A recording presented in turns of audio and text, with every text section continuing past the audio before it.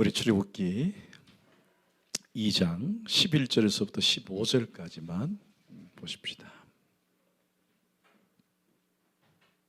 다 함께 합독을 하실까요? 시작. 모세가 장성한 후에 한 번은 자기 형제들에게 나가서 그들이 고되게 노하는 것을 보고 어떤 애굽 사람이 한 히브리 사람 곧 자기 형제를 치는 것을 본지라. 좌우를 살펴 사람이 없음을 보고 그 애굽 사람을 쳐 죽여 모래 속에 감추니라. 이튿날 다시 나가니 두 히브리 사람이 서로 싸우는지라. 그 잘못한 사람에게 이르되 네가 제 동포를 치느냐 하매 그를 우리를 다스리는 자와 재판관으로 삼았느냐. 네가 애굽 사람을 죽인 것처럼 나도 죽이려느냐. 모세가 일탈로 되었도다. 바로가 이 일로 듣고 모세를 죽이고자 하여 찾는지라.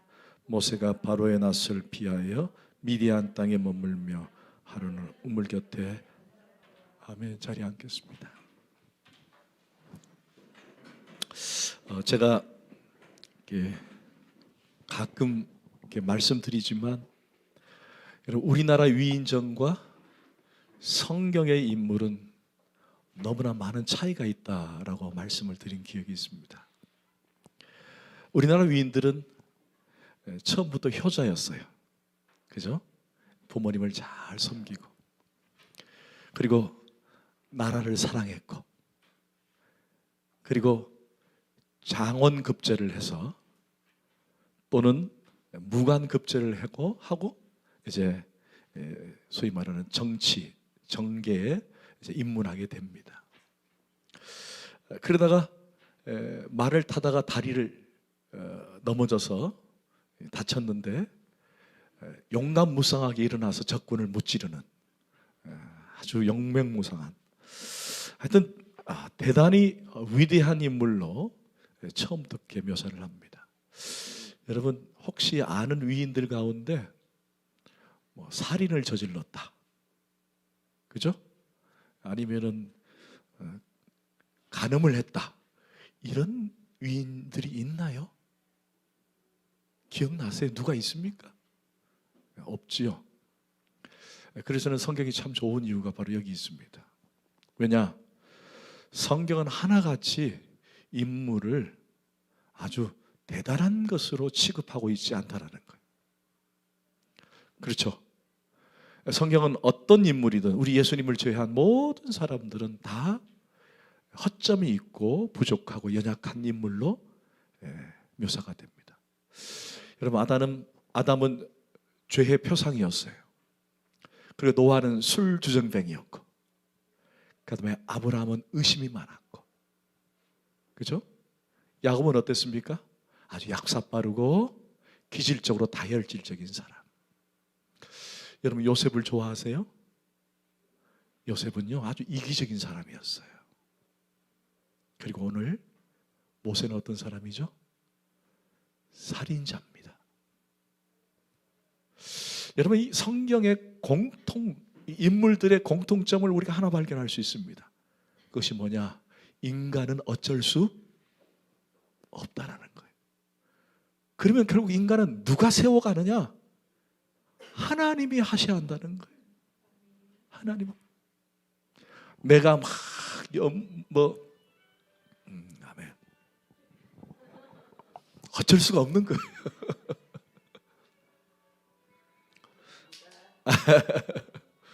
아멘. 인간은요, 완벽하고 잘나고 똑똑하고 그래서 성공하는, 성경은 그걸 절대로 미화하거나 또는 극대화시키지 않고 있다는 거예요. 결국 인간은 연약하고 인간은 허물이 많고 죄가 많기 때문에 누가 건지셔야 됩니까? 하나님이 건지셔야 되는 거예요. 하나님이 하셔야 되는 거예요. 하나님.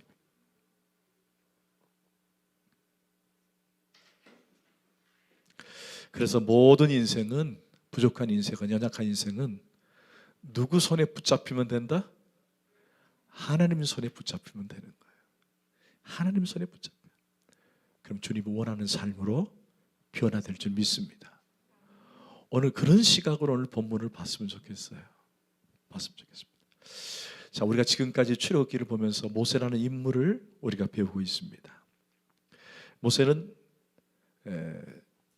버려지는 비극을 갖고 있었고, 그리고 구원을 얻는 것까지 우리가 보았죠. 여러분 기억나세요? 모세는 어느 지파였습니까? 레위 지파입니다. 레위 지파. 그리고 태어나자마자 소위 말하는 버림을 받습니다. 그리고 갈대 상자에 쌓여서 나일 강강에 버려지게 되죠. 이걸 누가 봅니까? 바로의 딸 공주가 보고 그를 취합니다. 그러나 정작 젖은 누가 먹이죠? 그의 엄마 요게벳이 먹이게 됩니다. 삭스를 받고 먹인 최초의 엄마가 되는 거죠. 자, 그리고 결국 요게벳은 어느 정도 키웠다가 다시 모세를 궁궐로 넣게 됩니다. 그리고 모세는 궁궐에서 자라게 되죠. 여러분 11절을 한번 보십시다. 11절이 이렇게 시작했어요. 모세가 장성했다. 장성했다. 이 장성했다는 말은 생물학적으로 컸다라는 것이 아니라 일종의 모든 이치와 판단과 그리고 성인으로서 갖춰야 할 어떤 분별력들을 다 갖춘 그런 상태였다라고 모세에 대한 상태를 설명하고 있는 거예요. 여러분 모세는 궁궐의 교육을 받았습니다. 여러분 이때 궁궐 교육은요 그냥 대충 받은 게 아니에요. 제가 늘 말씀드리지만 이집트 문명, 이집트 문화는요 그때 당시에 근동 지역에 있었던 모든 나라들 가운데 탑이었습니다. 제가 굳이 설명하지 않아도 여러분 피라밋만 봐도 그렇잖아요. 여러분 대단한 그런 문명이었고 문화였습니다. 그곳에서 그들의 문화와 그들의 교육과 학문을 배운 거예요. 그리고 그곳에서 또 여러 가지 애굽의 지도자 과정을 배우게 된 것입니다. 이것은 하나님께서 어떻게 보면은 섭리 가운데 있다고 봅니다. 섭리 가운데 무술, 학술 모든 것들을 배웠고 심지어 그가 어렸을 때 유모인 엄마를 통해서 히브리 신앙, 히브리 민족들이 가졌던 신앙을 아마 받았을 것이다 라고 하는 것이 학자들의 공통적 생각이에요. 그런데 그 기간이 무려 40년이었다라고 소개를 합니다. 40년.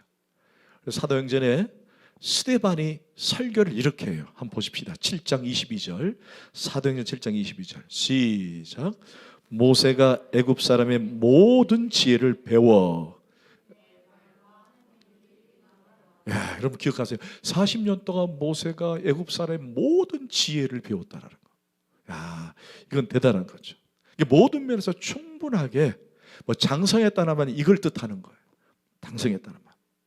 그러니까 여러분들 무슨 세상의 학문이 뭐가 필요 있느냐, 필요 없다라고 거부할 것이 아니라 여러분 배우는 것은 결코 나쁜 게 아닙니다. 배우려고 하는 자세가 아주 중요합니다.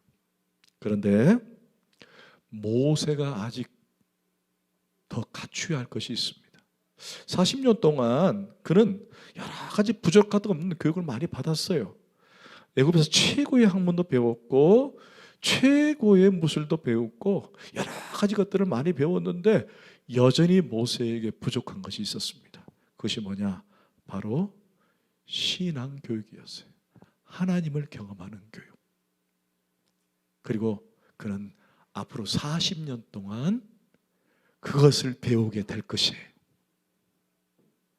지금까지 40년 동안은 세상의 학문, 자기의 어떤 지식, 교육 이것을 겸비하는 데 초점을 맞췄다고 한다면은 이제부터 남은 40년 일꾼으로서 지도자로서 살아갈 앞으로 40년은 모세는 겉보기에는 손색이 없었지만은 그러나 완벽한 민족의 지도자로서는 여전히 허점이 있었기 때문에 나머지 40년은 이것을 하나님은 훈련시키기를 원하셨다라는 것입니다. 그런데 어느 날 갑자기 모세가 11절에 보니까 자기 형제들이 힘써서 노동하는 것을 보고 싶었던 것 같아요. 자, 모세가 시작. 모세가 장성한 후에 한 번은 자기 형제들에게 그들이 고되게 노동하는 것을 보았다라고 되어 있습니다. 사실 여기 형제라고 되어 있는데 형제라고 하는 말은 당연히 누구죠? 히브리 민족을 말하는 거예요. 성경 기자가 어떤 의도로 형제라고 얘기했는지 모르지만 그러나 이 출애굽기를 기록한 사람이 누구죠? 뭘 어렵게 생각하세요? 모세잖아요. 그러니까 모세 자신이 히브리 민족을 뭘로 봤다는 거예요? 네, 히브리 민족을 뭐 히브리 노예, 히브리 종 이걸로 본 것이 아니라 뭘로 봤어요? 형제로 봤다는 거예요. 그러니까 이 출애굽기를 기록하고 있는 모세는 뭐가 있어요? 민족애가 있는 거예요. 그게 자연스러운 겁니다. 너무 자연스러운 거예요. 너무 자연스러운. 그런데 그만 그가 형제들 앞에서 실수를 저지르고 맙니다. 여러분 12절을 한번 보십시다. 시작. 자울을 살펴 사람이 없음을 보고 그 애굽 사람을 쳐 죽여 모래 속에 감추니라. 여러분 40살이 되도록 애굽에서 살았는데 여전히 그는 히브리인의 피가 흘렀던 거예요. 그런데 하루는 형제들을 보러 나갔는데 형제들이 학대받는 걸 보고 그만 학대하는 애굽 사람을 쳐 죽인 것입니다. 아마도 그 안에 소위 말하는 본성이 드러난 것 같아요. 우리의 민족, 히브리 민족. 그래서 그는 이 히브리 민족을 형제라고 얘기한 것입니다.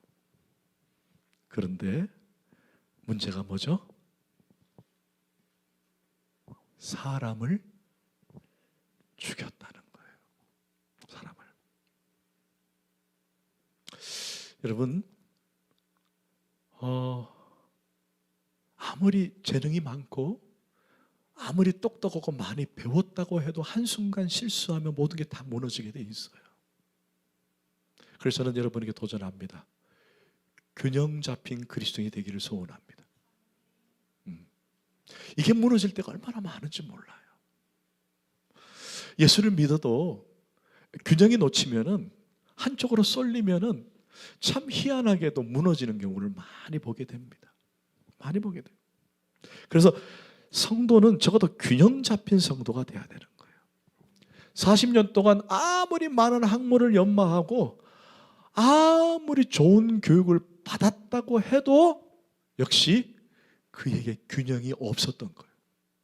즉 하나님을 신뢰하고 하나님을 믿는 믿음, 하나님을 두려워하는 믿음이 없었다는 거예요. 여러분 그것을 단적으로 우리에게 보여주는 단어가 하나 있죠? 12절을 다시 한번 보세요. 12절 잘 보세요. 시작. 좌우를 살펴 사람이 없음을 보고 그 애굽 사람을 쳐 죽여 모래 속에 감추니라. 여러분 이게 큰 실수가 뭐예요? 여러분 눈에도 보이죠? 뭐예요? 지금 모세는 어디만 본 거예요? 그렇죠. 좌우만 본 거예요. 어디를 봐야 돼요? 위를 봐야 되는 거예요. 하나님을 못 봤다는 거예요. 아무리 똑똑하고 아무리 잘났고 아무리 배우면 뭐합니까? 내가 똑똑해서 내가 잘나서 학문이 아주 최고고 한데 좌우밖에 분별을 못한다면 그 사람이 여전히 무능한 사람이에요. 정말 지혜롭고 균형 잡힌 사람은 어디를 봐야 되느냐? 바로 하나님을 볼 수 있는 눈을 가져야 한다는 거예요. 하나님을. 여러분 여기에서 모세는 실수를 합니다. 그러니까 여러분이 사람을 죽인 것을 여러분들 무슨 미화하거나 성경은 이것을 막 잘했다라고 칭찬하지 않는다는 거예요. 모세의 실수를 인정하는 거예요. 그리고 나머지 40년 지도자로 일어서기까지 그 40년 동안 모세가 새로운 변화를 갖습니다. 그러니까 그 전에 소위 변곡점, 터닝 포인트가 이 사건이에요. 이 사건이에요. 그러니까 여전히 모세는 어디에 갇혀 있는 거예요? 자기 중심에 빠져 있다는 거예요. 자기밖에 모르고 자기가 최고인 줄 알고 자기만을 위해서 살았던 인생. 이게 바로 모세였다는 거예요. 그런데 실제로 하늘을 보면 누가 보입니까? 하나님을 기억하게 되는 거예요. 그게 빠졌다는 거예요. 여러분, 우리 일상에서 얼마나 분주하게 살아갑니까? 너무 바빠요. 너무 바빠요. 쫓겨요. 자칫 그리스도인들도 하나님을 보지 않고 하나님을 의식하지 않고 살 때가 얼마나 많은지 몰라요. 야, 하나님 안 보니까 이게 아니라는 거예요.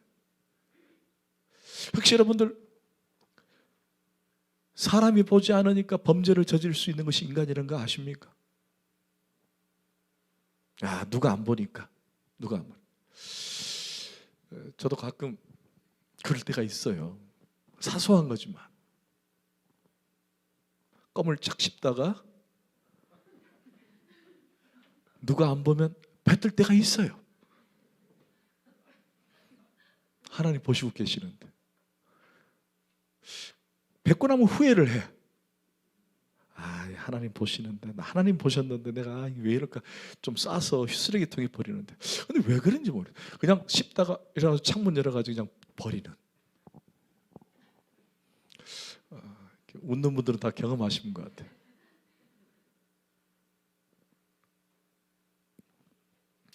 오래전에 어떤 목사님이 북한에 초대를 받았는데 북한을 이제 가셨어요.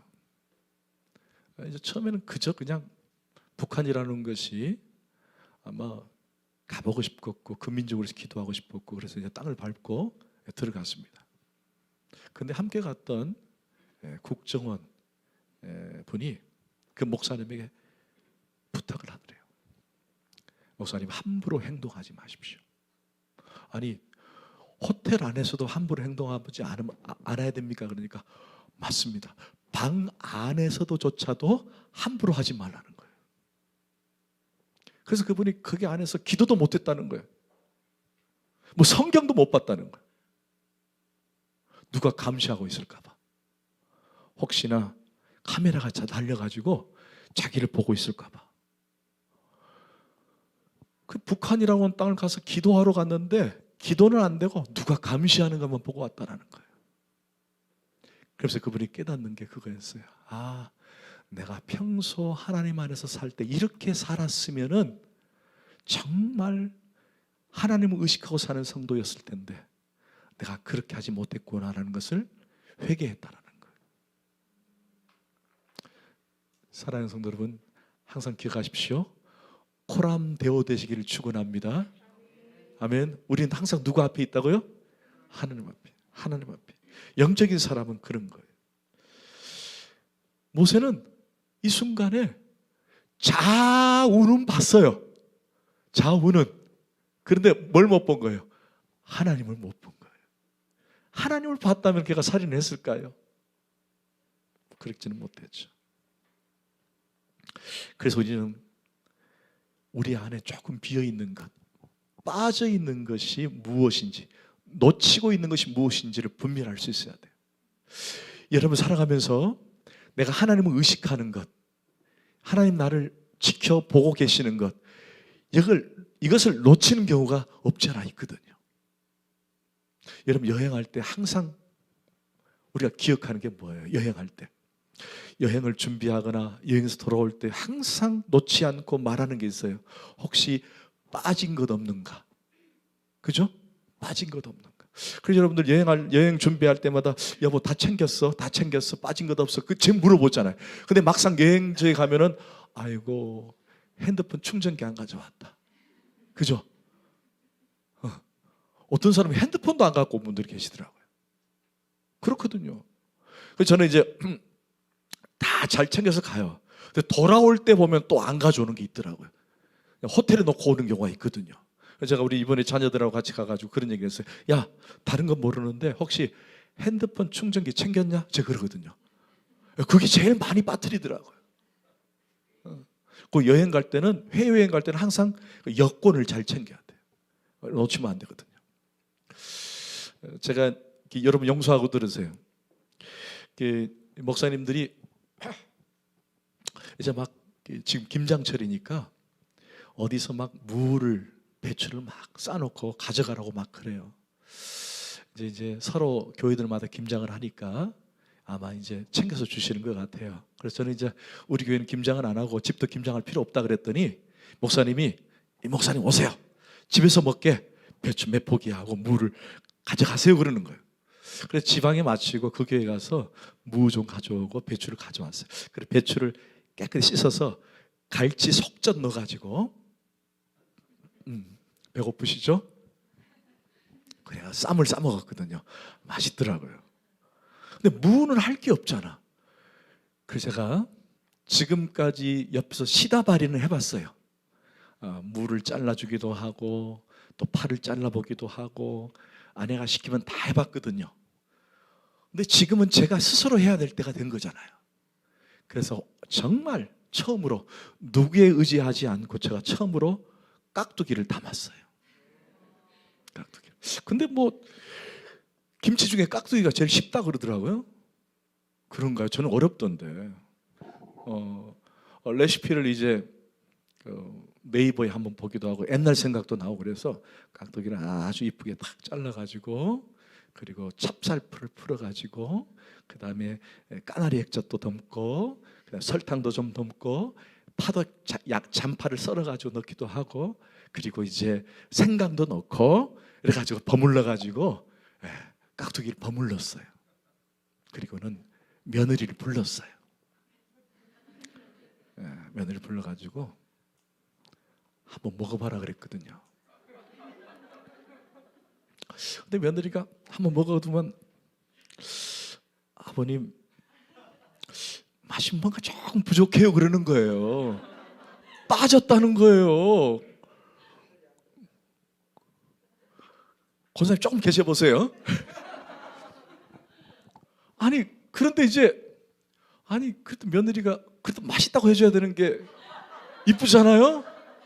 아유 아버님 최고예요. 아버지 최고예요 해야 되는데 이상하다는 거예요.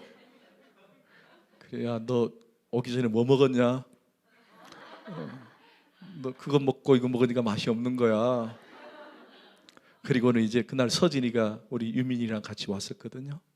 그래가지고 먹이려고 큰 통에다가 아주 차곡차곡하고 그 다음에 잔파가 남아가지고 잔파를 얇게 썰어가지고 파김치를 그 양념을 또 묻혔어요. 그러니까 두 통을 만들었더니 든든하더라고요. 진짜 든든하더라고요. 이래서 김치를 만드는구나 해서 든든해서 이제 서진이에게 이제 주려고 깍두기도 좀 담고 이제 며느리는 이상하다 그래서 안 줬어요. 안 줬어요. 맛있다고 했으면 제가 줬죠. 안 줬죠. 그것도 모르고 있는 서진이는 그냥 가만히 있더라. 그래서 이제 담아놓고 이제 저녁에 이제 누가 김치를 줘서 이제 보쌈도 만들어서 이제 같이 먹으려고 이제 딱 준비를 하고 있는데 갑자기 냉장고를 딱 열었는데 그 안에 마늘 쪄놓은 게 있는 거예요. 뭐가 빠졌어요? 여러분 김치에 마늘 빠지면 뭐예요? 이게 우리 며느리가 정확하게 본 거예요. 뭐가 빠졌는데 저도 빠지긴 빠졌는데 감히 시아버지한테 빠졌다는 말을 하는 게 좀 그렇잖아요. 그래서 마늘 쪄놓은 마늘을 다시 꺼내가지고 다시 다라이에 담아가지고 마늘을 넣어서 다시 버물렀어요. 시간 많이 걸리더라고요.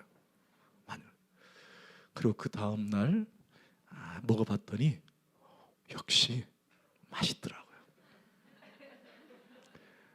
그래서 제가 며느리한테는 안 줬는데 저희 딸에게는 줬어요. 그랬더니 우리 김서방이 우리 아버님 진짜 김치 잘 담근다. 그것만 계속 먹었다는 거예요. 할렐루야.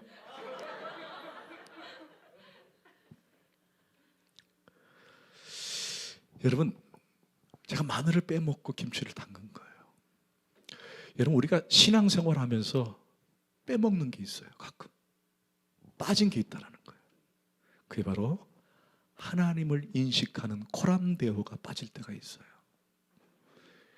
그걸 한번 점검했으면 좋겠다라는 거예요. 바쁘죠. 또 어떤 일에 집중하다 보면은 어때요?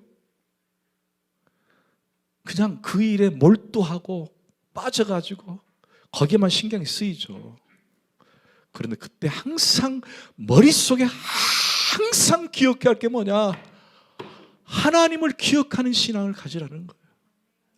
하나님은 정말 드리고 싶은 얘기가 너무 많아요. 너무 바쁘다 보니까 하나님을 잊어버린 채 사는 경우, 너무 한 곳에 몰두하다 보니까 하나님을 잊어버리는 채 사는 경우, 우리가 얼마나 많냐라는 거예요. 빠뜨리지 말할 게 뭐냐? 그게 바로 하나님 인식하는 거예요. 하나님 의식하는 거예요. 하나님. 모세는 그걸 놓쳐버린 거예요. 모세는. 그래서 저는 여러 성도들에게 균형 잡힌 성도가 됐으면 좋겠다는 거예요. 할렐루야. 그런데 여러분, 이 일로 인해서 모세가 이제 죽게 되었어요. 여러분 15절을 한번 보세요. 시작. 바로가 이 일을 듣고 모세를 죽이고자 하여 찾는지라. 모세가 바로의 낯을 피하여 미디안 땅에 머물며 하루는 우물 곁에 앉았더라. 저를 잠깐 볼까요? 이 본문을 그대로 두고 보세요. 이 본문을 보니까 뭔가 조금 안 풀리는 게 있어요. 어떻게 바로 왕이 왕자인 모세를 저렇게 죽이려고 했을까?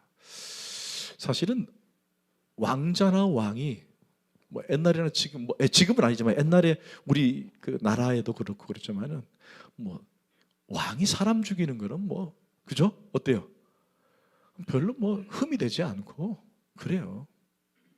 그리고 40년 동안 궁궐 생활했던 모세인데, 근데 어떻게 저 살인했다고 그냥 바로 왕이 모세를 죽이려고 했을까? 여기 조금 이해가 안 될 수도 있습니다. 그런데 이건 이렇게 생각하시면 돼요. 여러분, 우리나라야 뭐 그렇게 많은 소위 말하는 왕의 후궁들 또는 후처, 이게 좀 그렇게 많아봤자 뭐 10명 안에 들을 수 있어요. 뭐 제가 기억이 안 나면 우리나라 왕들 중에 뭐 그 후궁들 많이 들였던 왕들도 있지만, 이때 이집트 왕 바로는 우리가 바로의 딸 공주라고 했을 때 한 명일 것 같죠? 아니라는 얘기예요. 수다하게 많아요. 상당히 많습니다. 그래서 별채를 만들어서 그곳에서 후궁들이 살았고, 또 바로 왕은 또 계속적으로 첩을 들였습니다. 상당히 많은 후궁들이 있는 거예요. 여러분, 그 아래에서 태어난 사람들을 가리켜서 우리는 왕자 또는 공주라고 얘기하는 거예요. 그러니까 지금 나일 강강에서 모세를 구출했던 공주도 그 중에 한 명이었다라는 거예요. 자, 그러면 이렇게 많은 왕자와 공주가 있었다면 그 안에 뭐가 있었을 것 같아요? 암투가 있었던 거예요. 음모가 있을 수 있다는 거예요. 뭐가 되기 위해서? 왕이 되기 위해서. 왕이 되기 위해서.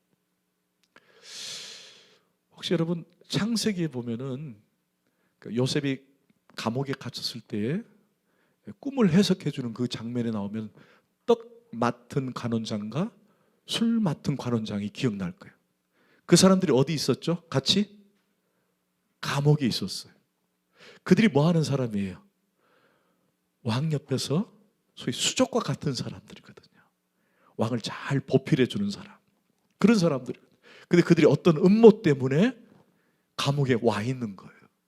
결국에는 떡 맡은 관원장은 죽임을 당하고 술 맡은 관원장은 복직을 하죠. 이게 그냥 단순하게 우리가 포인트로 보지만은 사실 이때는 뭐 지도새도 모르게 죽는 것이 뭐 흔했으니까. 그러니까 모세를 죽이는 것은요, 모세를 죽이겠다는 것은 그냥 40년 동안 살았고 왕자가 몇 명 되지도 않았다라는 개념이 아니라 너무 많다 보니까 서로 음모하고 죽이려고 하는 것이 그냥 비일비재했던 세예요. 그러니까 조금만 흠만 있으면 가서 죽이고 자기가 왕에 올라가려고 하는 것이 이때였다라는 것입니다. 그러니까 뭐 죽이는 거는 뭐 그렇게 어렵지 않았어요. 자, 그러자 모세는 도망을 칩니다. 자, 여러분 16절 17절 시작. 미디안 제사장에게 7달이 있었더니 그들이 와서 물을 길어 구유에 채우고 그들의 아버지의 양떼에 먹이려 하는데 목자들이 와서 그들을 쫓는지라 모세가 일어나 그들을 도와 그 양떼에 먹이느라. 자, 미디안 제사장이라 그랬는데 여러분 미디안이 어디 있는지 한번 잠깐만 사진을 한번 볼까요? 오케이. 여러분 보이세요? 여기 있죠? 여기 오른쪽. 지금 왼쪽이 이집트, 그리고 저 위가 소위 말하는 가나안 땅, 이스라엘 땅인데 지금의 사우디아라비아 쪽, 이게 지금 미디안 광야입니다. 미디안. 이곳으로 도망을 간 거예요. 이곳에서 40년 동안 이제 훈련을 받습니다. 훈련을 받고 다시 어디로 가죠? 이집트로 갑니다. 그리고 이스라엘 백성들 데리고 저기 있는 수에즈만이라고 하는 그 홍해를 건너게 됩니다. 이 과정에서 바로 오른쪽에 있는 미디안입니다. 이곳에서 이제 소위 말하는 40년이 시작이 되는데, 그때 40년이 시작됐을 때 누구를 처음 만나느냐? 바로 미디안의 딸들을 만납니다. 자, 어디서 만나게 됐죠? 물을 길어 구유에 채우고 있는데 우물가에서 만납니다. 모세는요, 이제 이 여인들을 도와주는 역할로 등장을 하는 거예요.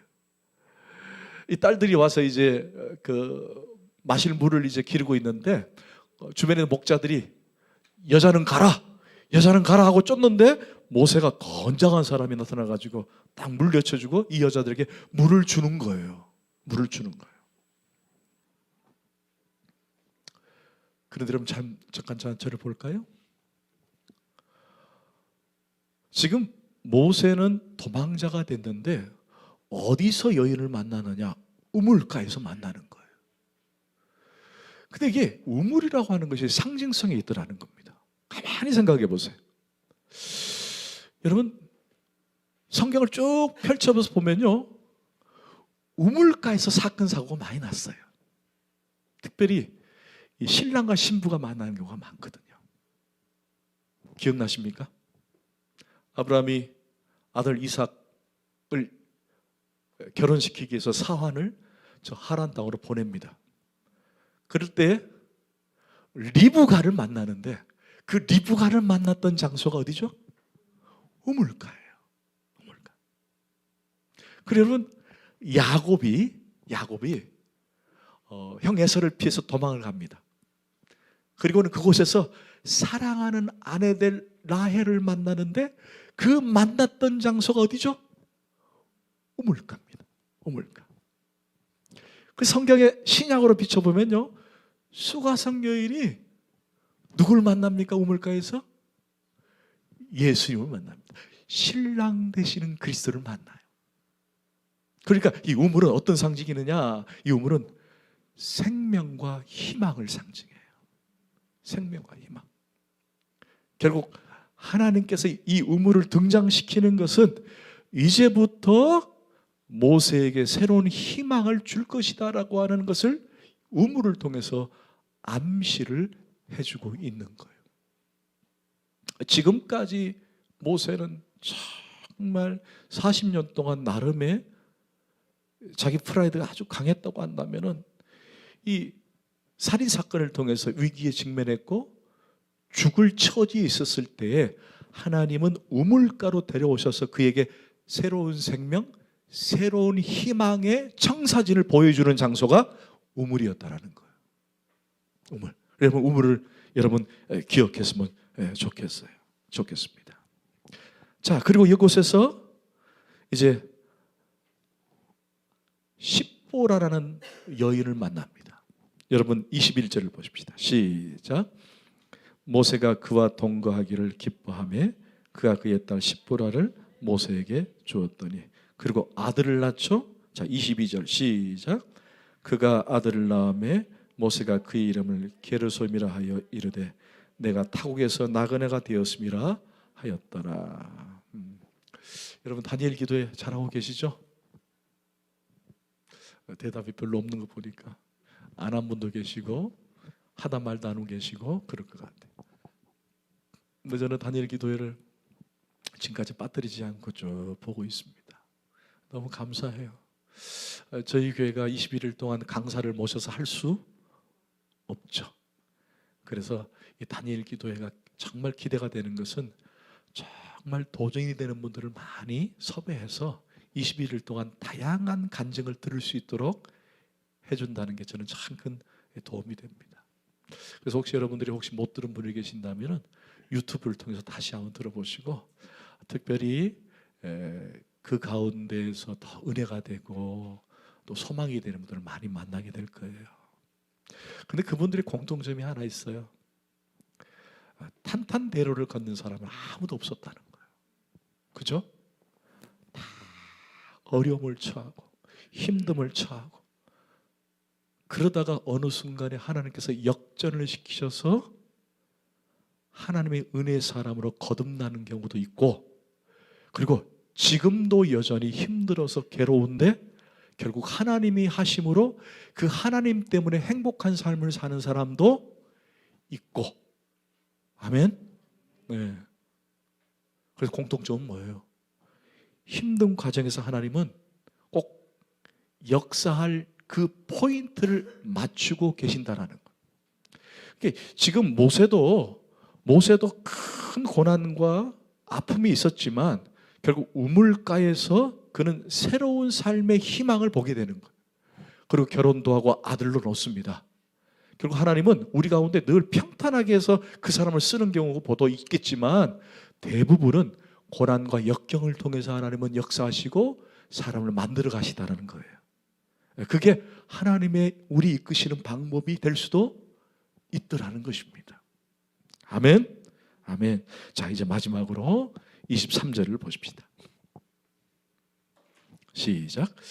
여러 해 후에 애굽 왕은 죽었고 이스라엘 자손은 고된 노동으로 말미암아 탄식하며 부르짖으니 그 고된 노동으로 말미암아 부르짖는 소리가 하나님께 상달된지라. 자, 이제 세월이 많이 흘렀다는 거겠죠? 여기 보니까 여러 해 후에 애굽 왕이 죽었다. 그러니까 모세를 죽이려 했던 왕도 이미 죽었고 여러 해가 흘렀다는 것입니다. 그런데 여러분 그들이 하나님께 노동이 힘들어지니까 이제 부르짖게 되는 거예요. 부르짖게 되는. 자, 그러자 24절 25절 시작. 하나님이 그들의 고통 소리를 들으시고 하나님의 아브라함과 이삭과 야곱에게 세운 그의 언약을 기억하사 하나님이 이스라엘 자손을 돌보셨고 하나님이 그들을 기억하셨더라. 자, 저를 잠깐 보십시다. 여러분 혹시 이 본문을 이해하실 때 우리 하나님께서 까먹고 계셨어요. 잊어버리고 계셨어요. 잊어버리고 있었어요. 근데 히브리 민족들이 너무 고통을 당하니까 잊어버리고 있는 하나님께 막 부르짖었더니 아이고 위안호 내가 잊어버렸는데 아유 너 힘들었지? 내가 너희들 이제 구출해 줄게. 이런 내용으로 기록했느냐라고 하는 거예요. 여러분 이 본문을 그렇게 이해하시면 안 됩니다. 이 본문을 다시 한번 잘 보시면요, 여러분들 막 고통스러우니까 하나님께서 아유 얘네들 정말 힘들구나. 내가 옛날에 얘네들하고 약속한 게 있는데 아유 내가 이제 기억해가지고 얘네들 약속한 걸 내가 들어줘야 되겠다. 그래서 잊어버렸는 하나님께서 갑자기 생각나가지고 이들을 구출해 나가시느냐? 이렇게 우리가 이 본문을 이해할 수 있어서 어떻게 하느냐? 여러분들이 기도를 더 세게 해야 되고 하나님께서 기억을 돌아오게 하셔야 되고 여러분 그래서 어떻게든 절실하게 기도해야 된다. 이렇게 생각하는 본문이 될 수도 있다라는 거예요. 그러나 여러분 이 본문은 그런 본문이 아닙니다. 자, 먼저 하나님은 언약을 성취하시는 하나님이세요. 아멘. 자신이 세우신 언약을 성취하고 기억하시는 하나님이십니다. 그런데 여기서 아주 중요한 것이 있어요. 그게 뭐냐? 바로 하나님의 때입니다. 하나님의 때. 이 본문은요, 그걸 얘기하고 있는 거예요. 정확하게 하나님께서 모세가 40년 기간 동안에 많은 학문을 배우고 살인이라는 터닝포인트를 통해서가 미디안 광야길로 왔지만은 이때에, 그리고 세월이 흘러서 정확한 때가 찼을 때에 하나님께서 기억하셨다라는 말은 그들이 하나님 기억이 까맣게 잊어버린 상태에서 한 것이 아니라 하나님의 정확한 때에, 하나님께 정확한 때에 하나님께서 언약하셨던, 아브라함에게 허락하셨던, 이삭에게 허락하셨던, 야곱과 요셉에게 허락했던 그 언약의 메시지를 이제 그들에게 적용시켰다라는 것입니다. 그럼 여러분들, 하나님께서 잊어버릴까 봐 우리가 기도를 열심히 해야겠다라는 포인트의 메시지가 아니라 여기에는 하나님의 때가 있다라는 거예요. 그래서 하나님의 때를 기다리기 위해서 우리는 뭐 해야 되느냐? 가만히 손 놓고 가만히 있으라는 것이 아니라 그럼에도 불구하고 우리는 부르짖어 기도해야 한다는 거예요. 그게 바로 여기 본문의 내용이에요. 근데 우리는 기도하다가 안 되니까 포기해버리고, 기도가 안 되니까 아이고 하나님 내 기도 안 들어주는 것 같다 하고 놓쳐버린 경우가 있는데, 그걸 얘기하는 것이 아니라 하나님의 때는 정확하게, 그분은 우리 인간처럼 완전히 잊어버리는 분이 아니세요. 그분은 언약을 잊어버리는 분이 아니세요. 하나님의 정확한 때에 그분이 우리를 그때 일으키시고 도우실 것인데, 그때 우리가 어떻게 타이밍이 맞춰가지고 부르짖게 될 때에 하나님은 기억하셨다라고 포인트를 맞춘 것 같지만은, 그러나 그럼에도 불구하고 우리는 기도하고 하나님께 나가야 한다는 거예요. 왜? 우리는 하나님의 때를 잘 모르기 때문에. 여러분, 다니엘 기도하면서 여러분 저는 그걸 많이 깨달아요. 여러분, 우리가 지금 막 급하고 막 서두르고 뭔가 빨리 이루어지기를 원하고 막 그러는데 안 될 때가 있어요. 근데 하나님께서 다니엘 기도를 통해서 에게 뭘 말씀해 주시냐? 기도를 놓지 말라는 거예요. 기도를 지속적으로 하라는 거예요. 그게 아직 이루어지지 않았다고 할지라도, 그러나 언젠가는 하나님의 때에 그것이 이루어질 거니까 너희들은 그냥 앉아있는 채로 멍하게 쳐다보고 있을 것이 아니라 하나님께 간절히 기도하라. 이게 바로 다니엘 기도를 통해서, 또 본문을 통해서 이게 메시지를 주신 거예요. 사랑하는 성도 여러분, 하나님의 때는 우리가 알 수 없습니다. 그럼 뭐 해야 할까요? 기도해야 합니다. 기도해야. 하나님께서 우리를 다루시는 방법은 그거예요. 좀 시간이 갔지만은 여러분, 우리가 하나님의 그때를 기다릴 때에 그 기간 속에서 하나님 우리를 날마다 우리를 새롭게 만들어 가기를 원하십니다. 여러분, 디모데후서 2장 21절. 자, 시작. 그러므로 누구든지 이런 것에서 자기를 깨끗하게 하면 귀 쓰는 그릇이 되어 거룩하고 주인의 쓰임에 합당하며 모든 선한 일에 준비함이 되리라. 됐다는 거예요? 안 됐다는 거예요? 아직 과정을 얘기하고 있는 거예요. 누구든지 이런 것에 자기를 깨끗하게 하면 귀히 쓰이는 그릇이 되어 거룩하고 주인의 쓰임에 합당하여 모든 선한 일에 준비함이 되리라. 그럼 이 과정 속에서 우리는 어떤 과정을 겪어야 되느냐?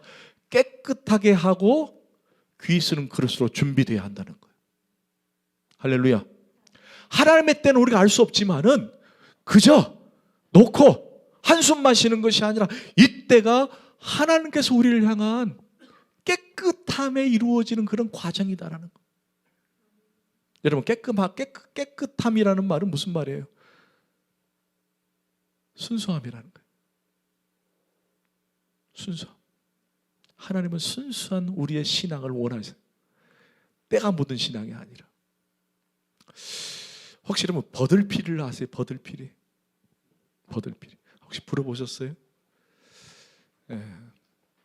버들피리는 뭐 이렇게 어떤 사람들은 입으로 이렇게 막 불기도 하지만 그걸 살짝 말아서 불면요, 그게 얼마나 소리가 이쁜지 몰라요.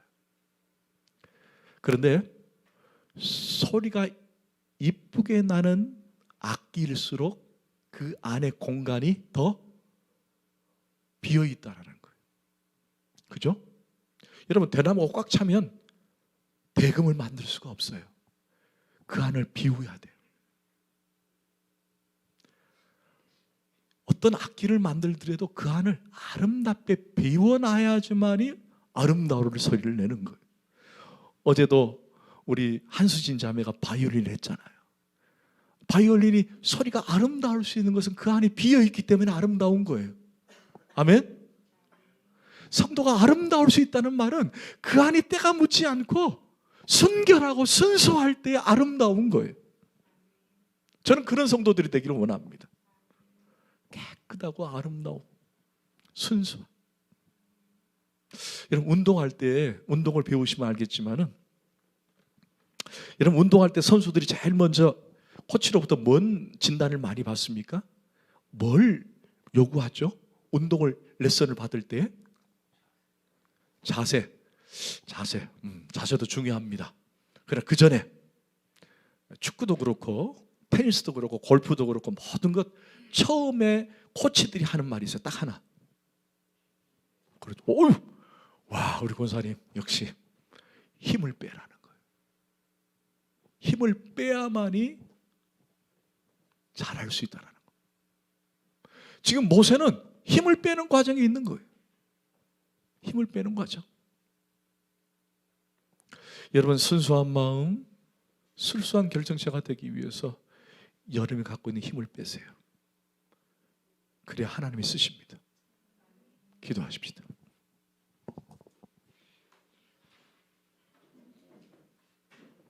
하나님 참 고맙습니다. 저희들이 모세와 똑같습니다. 살인도 하고 범죄도 저지르고. 그러나 하나님, 그럼에도 불구하고 하나님의 손에 있는 나, 하나님께 붙잡힌 바 된 나, 저에게는 희망이 있고 소망이 있습니다. 나를 사용하여 주옵소서. 하나님, 혹 내 자신을 돌아보고 내가 비어 있거나 빠져 있거나 부족한 것이 있다면 하나님으로 채우게 하시고 성령의 은혜로 채우게 하여 주옵소서.